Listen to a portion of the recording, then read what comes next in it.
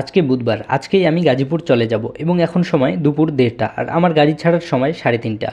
যদিও সময় খুব কম, তবুও মন চাচ্ছিল শেষবারের মতো পুকুরে মাছ ধরে আসি। যদিও আমি বেশি একটা মাছ ধরতে এক্সপার্ট নই, তো এর জন্য আমার দুটো মামাতো ভাইকে সাথে নিয়ে চললাম পুকুর পাড়ের দিকে। তো আপনাদেরকে বলা হয়নি, আমরা যেই পুকুরে মাছ ধরতে যাচ্ছি ওটা মূলত নদীর পুকুর, তাই ওখানে মাছ ছাড়তে হয় না।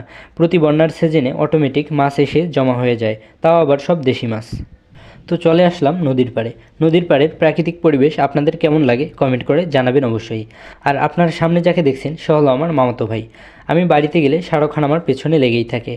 আমার কোথাও যাওয়ার কথা শুনলে সে আমার আগে রেডি হয়ে যায়। তো সত্যি বলতে শেষবারের মতো নদীর পাড়ে মাছ ধরতে এসে আমারও খুবই ভালো লাগতেছিল।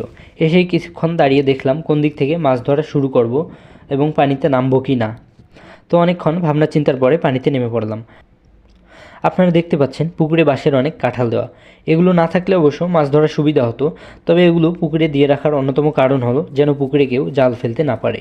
এবং যখন আমরা সবাই মিলে পুকুরে মাছ ধরতে আসি তখন কাঁঠালগুলো সরিয়ে ফেলি এবং মাছ ধরা হয়ে গেলে আবার কাঁঠাল দিয়ে রাখি। আর আপনারা পুকুরটা ছোট্ট দেখে ভাবতে ভুল করবেন না যে এখানে কয়টাই বা মাছ থাকবে। এই ছোট্ট পুকুর থেকে প্রতি বছর অনেক মাছ ধরা হয়। তো এই ছোট্ট ভিডিওতে অনেক বাড়তি কথা বলে ফেললাম। তো আমি আস্তে আস্তে হাত দিয়ে দেখতেছি হাতে কোনো মাছ লাগে কিনা, তবে অনেকক্ষণ হাতাহাতি করার পরও হাতে কোনো মাছ লাগলো না।